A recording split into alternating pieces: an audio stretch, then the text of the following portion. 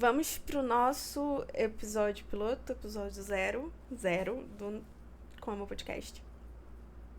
Ah, Bia, mas a gente já teve 2 episódios desse podcast. Sim, a gente já teve. Mas é que agora ele vem reformulado para um novo projeto. Então hoje eu apresento para vocês, com todo o meu amor, o verdadeiro Como Podcast. Inicialmente, quando surgiu a ideia do podcast, a gente pensou em fazer algo que trouxesse convidados e que trouxesse a experiência de vida de cada. Acho que isso é uma das coisas que eu aprendi no meu processo de estudos, que é muito importante a gente se sentir parte de um grupo na sociedade, em todas as áreas da sociedade. É muito importante esse sentimento de pertencimento. Então eu queria trazer essa troca de experiências para as pessoas verem que, pra gente ver, né, que existem outras pessoas que passaram por situações parecidas, que estão passando, enfim, pra gente se enxergar em alguém e sentir aquela força e aquele ânimo que a gente precisa na nossa caminhada. Eu trouxe, tem 2 episódios, um com a Bina e um com a Lu. Só que aí eu resolvi, eu pensei, eu falei, não, eu quero falar. Eu quero que as pessoas tenham esse sentimento de pertencimento, mas eu quero trocar experiências pessoais, falar sobre temas e não somente sobre livros também. Eu quero que tenha livros, mas não seja exclusivamente sobre isso, que eu acho que é mais a cara do que a gente tem hoje. Acho que se encaixa com o que eu vivo hoje com a comunidade, então surgiu essa repaginação. E quando eu tava viajando, eu acabei gripando, então não fiz live e aproveitei pra sentar e pensar no primeiro tema. E aí, e aí eu falei, cara, foi o pior momento possível, porque eu tô gripada, tô com 0 criatividade, mas Bia, se fosse falar em qualquer lugar, o que eu gostaria que as pessoas ouvissem? O que foi essencial pra eu ouvir, pra me transformar de alguma forma?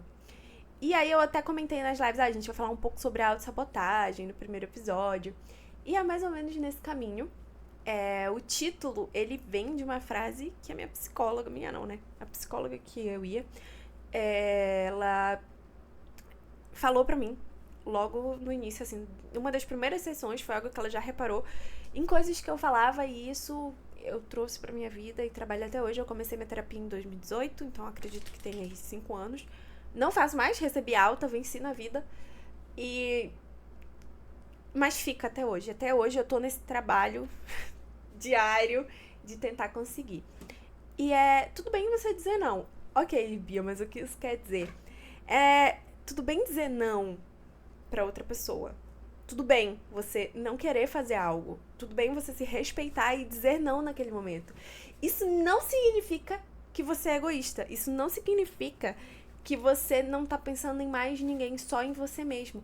Isso significa que o não em determinadas situações para outras pessoas é o sim para você. É você se respeitar, respeitar o momento que você tá vivendo, respeitar os seus gostos, os seus hábitos, respeitar os seus sentimentos. E quando ela me disse isso, a minha mente foi assim, nossa, gente, explodiu real. Porque eu sempre fui de fazer o que os outros queriam. Sempre. Ah, tu é influenciável? Sim, não. Não. Depende da situação, mas no geral, não. Eu digo fazer a vontade dos outros, mas não só porque elas queriam. Porque você fazer algo que uma outra pessoa quer, eu não sei vocês, mas isso já me leva a imaginar a alegria ou a felicidade que aquela pessoa sente ou vai sentir se eu fizer aquela coisa que ela quer. Então, não era porque eu fazia porque eu era influenciável. Não, eu fazia pensando em como ela ia se sentir bem se eu fizesse aquilo por ela. Por mais que era algo que fosse algo que eu não quisesse, algo que eu não me sentisse bem. Eu meio que pegava a felicidade que aquelas pessoas iam sentir, ou aqueles sentimentos bons, e me preenchia com o que elas estavam sentindo. E isso não tá certo. Porque a felicidade, a alegria, os sentimentos, eles são subjetivos. E cada um vai sentir de um jeito. Não tem nem como comparar tanto sentimentos ruins quanto sentimentos bons. A gente não tem como comparar o sentimento de uma pessoa com a de outra. Cada uma tem um jeito e vai sentir de um jeito. Então, esse me preencher com sentimento alheio não me fazia bem, sabe? Eu acabei me perdendo no processo. Eu acabei me deixando levar pelo fluxo e quando eu vi, quem eu era. O que eu gosto de fazer? O que eu faço por mim que eu gosto? Isso, quando eu comecei a me questionar, eu falei assim, cara, eu realmente tô perdida. Eu realmente não sei mais sobre mim mesma. E é engraçado porque as outras pessoas ao meu redor viam, mas eu não conseguia enxergar isso. Eu só conseguia enxergar quando ela me disse isso, a minha psicóloga. E eu precisei tomar inúmeras decisões e inúmeros nãos, que não foram fáceis, mas que eu precisei dar pra eu começar a me encontrar de novo. E eu não tô dizendo pra vocês, tipo assim, diz não pra tudo que tu não quiser. Não é exatamente isso, porque a gente vive em uma sociedade, a gente vive em comunidade, a gente vive em grupos, e a convivência, se você não tentar se adaptar ao mínimo que seja, ela não vai ser fácil. A convivência, ela já não é fácil, né? Eu não gosto muito de pessoas, no geral. Eu tenho esse problema. E me tornei uma pessoa extremamente antissocial. Não que antes eu fosse extrovertida. Eu nunca fui extrovertida. Eu sempre fui mais na minha. Sou extrovertida com quem eu conheço. Aí realmente eu me solto e consigo ser eu mesma. Mas normalmente não é isso que vocês veem. Tipo, a pessoa que vocês veem aqui atrás das câmeras é uma pessoa normalmente diferente do que vocês veriam na rua. E não é proposital, é só porque eu não consigo ser extrovertida igual a minha mãe, por exemplo. Que ela vai chegar onde ela chegar e parece que ela te conhece há 15 anos. A minha mãe, por exemplo, ela começou a reparar nas coisas que eu tava fazendo, em como eu tava agindo. E ela já não me via também. Ela chegou a me dizer, depois que eu tomei algumas decisões, depois que eu disse uns nãos, ela disse, eu não te via fazendo isso daí. Eu realmente não via a Beatriz, a Bia fazendo isso daí que tu tava fazendo. E realmente, não. Até hoje, eu ainda tento me encontrar. Acho que hoje é uma versão minha mais próxima do que eu sou todos os dias, ou do que eu já fui um dia. O que eu sou, na real, hoje, com praticamente 25 anos, é a versão mais Bia possível. E isso me deixa muito feliz. Só que é um trabalho diário. E foram necessários os nãos. Muitos não, gente. Muitos até hoje. E eu aprendi a me impor. Eu sempre fui muito de aceitar tudo calada, sabe? Se alguma coisa me incomodava, eu sempre evitei conflito. Nossa, demais. E também por isso que eu só dizia sim. Sim, sim, sim, sim. Pra evitar conflitos. Então, a partir do momento que eu começo a criar coragem de me impor, isso já me traz esse sentimento de que eu tenho poder sobre a minha vida. Então, quando eu comecei a dizer, olha, eu não vou fazer isso. Ou então, não, eu não quero ir hoje. Ou, principalmente, será que tem como respeitar o meu espaço? É assim que eu sou. É esse o meu gosto. Tudo bem que uma vez ou outra eu posso abrir mão disso, em prol da minha família ou dos meus amigos, pra fazer algo que vai deixar todo mundo bem, todo mundo feliz. Mas se naquele momento aquilo não me fizer bem, se for realmente me deixar meio pra baixo, meio mal, hoje eu digo não, assim, às vezes dói, mas eu digo. Então, e mudanças pequenas, gente. Isso eu falo de mudanças pequenas. Em casa, por exemplo, eu nunca fui de me impor. Então, tudo que a mamãe e o papai falavam, eu fazia do jeito que eles queriam. Nunca respondi, sempre fiquei calada. Isso é bom, porém não. Então, quando eu conversei muito com a minha psicóloga sobre isso, e aí, hoje, e eu não tô falando de desobediência, de desrespeito, não, eu tô falando só de diálogo. Eu me sinto na liberdade de conversar com eles e dizer, mãe, eu preciso fazer isso. Ou então, mãe, eu não quero.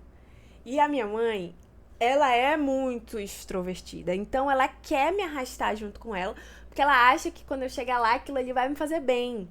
Só que às vezes eu não quero e eu sei que não vai me fazer bem. E eu ia. E eu digo pra ela, mãe, você gosta. E tudo bem você ir, tudo bem você gostar de estar lá. Mas eu não quero ir pra esse ambiente. Eu não vou me sentir confortável. Eu prefiro ficar aqui. E ela reluta. Ela é difícil. Minha mãe ela tenta, né? Ela pensa que eu tô mal, mas não, é só porque nós somos completamente opostas em jeitos, assim, sabe? E hoje, como eu tava falando mais anteriormente, fala bonito, né, gente? Um podcast eu tenho que falar bonito. Eu realmente me encontrei em mim. E nesse processo, eu encontrei com algumas personagens, né, que passaram por esse processo de redescobrimento. Que depois de tanto dizerem sim pras pessoas, acabaram se apagando, igual eu fiz. Eu tô aqui que a gente tem a protagonista de O Café da Praia e a protagonista de A Pequena Loja de Venenos. Em O Café da Praia, a gente não tem uma história, um super romance, uma história de amor. Inclusive, quem vai procurando isso provavelmente vai se decepcionar. Mas eu li ele no momento certo, porque quando eu li, eu tava nesse processo de redescobrimento e ele me ajudou a enxergar na vida da protagonista o que eu tava fazendo também. Ela vivia a vida dela, abriu mão do que ela queria fazer, porque a família queria que ela fizesse tal coisa, o namorado de anos queria que ela fizesse tal coisa, e aquela vida tava não é confortável, tava estável, tava tolerável, sabe? Então ela tava vivendo assim até que uma tia dela faleceu e deixou pra ela o café na praia. E ela decide ficar nesse café.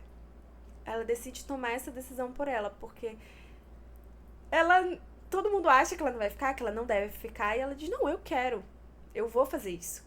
E durante essa reforma do café, durante esse não aí que ela deu pra essa galera, ela vai se encontrando e lembrando de coisas que ela gostava, que ela curtia fazer e que há muito tempo ela não fazia. Em A Pequena Loja de Venenos, a gente também tem uma situação parecida.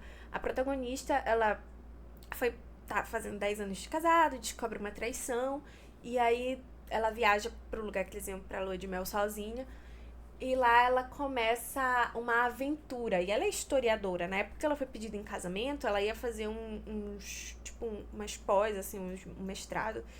E ela desistiu pra casar. E aí o marido dela queria que ela fosse do lar. E a família dela ofereceu um emprego na fazenda. E ela foi levando a vida dela. O marido dela ascendendo no trabalho que ele queria, vivendo a vida que ele queria. E ela só se mantendo ali, acreditando que a felicidade dele, a felicidade das pessoas ao redor dela, ia preenchê-la por completo. E aí, quando ela revive essa aventura, esse lado dela historiadora, ela vai se encontrando de novo e percebendo que aquilo é uma paixão da vida dela. É um sonho. E que se ele realmente amasse ela, ele não ia pedir pra ela mudar tanto assim, sabe? E é muito bom, eu me encontrei bastante nela também. Então, fica aí essas duas indicações, são livros completamente diferentes. A Pequena Loja de Venenos, ele é um livro que ele se passa entre histórias com mulheres, ele é realmente... A pegada não é exatamente sobre o redescobrimento da personagem, é mais sobre o passado, assim. É bem legal, gostei. E Café da Praia, ele não tem tanta aventura, ele é mais monótono, assim, é a história de vida real, de uma personagem que... normal, não tem nada de extraordinário, mas que ela me tocou muito, assim. Os dois livros me fizeram enxergar várias coisas. Quando eu falo, agora voltando pra minha vida, né, pra gente já ir caminhando pro final, eu quis trazer também esse primeiro episódio, porque esse momento de transição do não, ele foi essencial pra eu estar aqui falando sobre livros nesse momento. Porque eu já fui inúmeras versões, já fui muitas em uma só. Eu sempre gosto de fazer uma coisa diferente. Só que eu acabei me perdendo, e quando a gente teve essa conversa na terapia, ela disse, por que tu não tenta? E eu falei isso pra ela depois disso do não. Eu disse que eu tava me sentindo perdida, quando eu me senti eu mesma. Ela disse, por que tu não resgata hábitos antigos? Porque hábitos antigos, eles fazem parte de você. Foi algo que você fez durante algum tempo e que aquilo te fez feliz. Então aquilo faz parte de ti, né? E deixar de fazer tudo e mudar completamente pode ser também se apagar um pouco, né? E aí eu falei, realmente. E eu parei pra pensar, cara, já faz, 4 anos que eu não leio um livro. E por que eu parei? Gente, eu não me lembro por que eu parei. Não lembro. E voltei. E quando eu voltei, parece assim que o mundo se abriu. E quando eu comecei a falar sobre isso, eu fui me sentindo em casa. E quando as pessoas começaram a chegar, vocês, em especial, gente, eu tô emocionada. Falar sobre isso é muito emocionante pra mim, porque foi uma fase que eu precisava disso, sabe? E quando eu fui conhecendo pessoas parecidas comigo, de fato, pessoas que me entendiam, me compreendiam, pessoas que me aceitaram da maneira que eu consigo, sabe? É assim, não tem nada mais libertador do que você conseguir ser você mesmo e ser amado por isso, sabe? E é lindo, gente. É lindo. É uma força que você sente assim, que não dá nem pra explicar. Então, quando eu comecei a ver que isso estava acontecendo, eu tomei uma decisão. Eu trabalhava com Instagram, sempre trabalhei com mídia social, assim. Então, eu sempre gostei muito de gravar vídeo. Eu fazia vídeos de maquiagem. Só que aquele não era o meu universo, sabe? Assim, eu me sentia meio que boiando no meio de tudo aquilo. E eu alcancei 100 mil seguidores. Cara, e quando eu me encontrei nos livros de novo, e na verdade eu não só me encontrei, como eu encontrei o grupo, e aí entra a sensação de pertencimento que a gente falou mais cedo, eu não pensei 2 vezes. Eu falei, essa Beatriz eu quero ser de novo, e eu quero ser essa Beatriz pra sempre, porque essa é a pessoa que eu sou. É isso que eu sou. Eu tô aqui de novo. E, cara, eu me senti tão feliz e tão grata. E aí eu falei, eu vou ter que abrir mão disso daqui. Porque não adianta eu ser grande pra outras pessoas e me sentir tão pequena, né? Ser tão pequena pra mim mesma. E aí eu abri mão disso e depois a gente tá aqui hoje. E tudo isso porque eu comecei a dizer sim pra mim. Então tá tudo bem dizer não, sabe? Para as outras pessoas. De verdade, fica aqui essa lição de vida. Eu sei que durante a nossa vida a gente muda muito. E é normal, né? Cada fase da vida a gente é uma pessoa diferente. Mas a nossa essência, ela tem que permanecer. Então não permitam que outras pessoas mudem quem vocês são no fundo. Tudo bem você agregar novas coisas à sua personalidade. Tudo bem você mudar e se sentir bem com isso, que é o importante. Mas não tá tudo bem você se apagar. Você simplesmente deixar tudo pra lá e ser o que os outros querem que você seja ou o que os outros precisam, né? E você? Você também precisa ser você. Você também precisa de você. Cada ciclo você é. Então, preste atenção em quem você é agora e tenta se encontrar. Tenta se permitir ser quem você já foi, somado ao que você quer ser. E aí você terá quem você precisa ser agora pra você mesmo, sabe? Então, diga não, tá? Se for preciso, diga não. Se respeite. E não se maltrate com isso. Isso não é egoísmo, tá?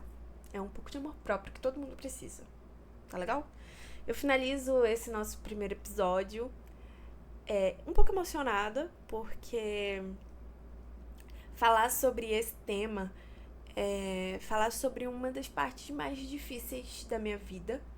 É falar e abrir o meu coração sobre o período mais feliz da minha vida também, que foi quando eu me reconheci em mim mesma. É muito ruim você se perder, mas você se encontrar é como nascer de novo mesmo. Então, sabe, as pessoas que te amam de verdade, elas vão estar com você. Não importa qual versão você seja. Então, seja você, tá?